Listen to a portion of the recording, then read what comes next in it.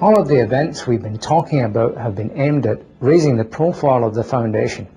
But bearing in mind that our primary purpose is to support the Scottish Studies programme at the University of Guelph, I went there recently to get a feel for what is going on.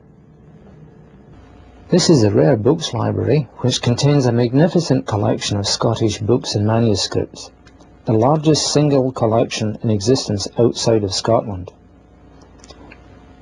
Books are arranged by size, and the fragile nature of many of these publications means that they have to be stored under strictly controlled conditions of temperature and humidity.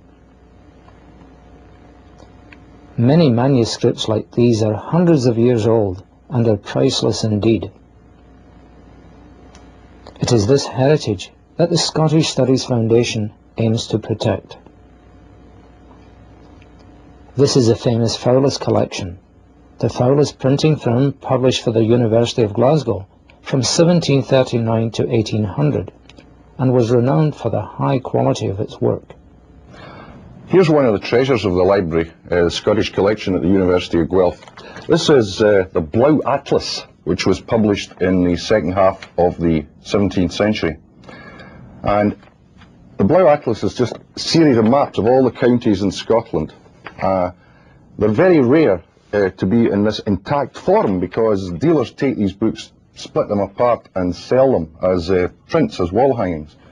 What we have right here in front of us is Glasgow, and this would have been surveyed, I think, about 1650, 1660, somewhere around there, and you can see that Glasgow is a wee tiny place right here on the map. Just a tiny little place on the banks of the Clyde. You can see the bridge running across the Clyde, as it still does, and just a few houses. That was all Glasgow was before it became the great entrepot of the Atlantic trade in the 18th century. One of the most interesting publications in the Fowlis collection is this book by Alan Ramsay. It's a poem entitled The Gentle Shepherd, and is one of the few illustrated books to be made by Fowlis. These woodblock reproductions were considered state-of-the-art almost 200 years ago. What we have here is a collection of charters which at one time belonged to the family of the Sinclairs of Roslin, just outside Edinburgh. The earliest one's about 1491, and some of them go through to the 17th, 18th centuries. One of the more interesting documents in this collection is this one. It's a grant of 1542, by which James V of Scotland, that's the father of Mary Queen of Scots, granted the barony of Pentland to William Sinclair of Roslin. And what's really exciting about this document is the seal is still attached.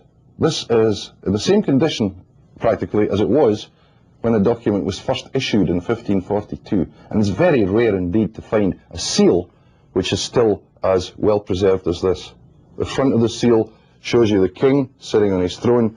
The back of the seal, there's the king on his horse.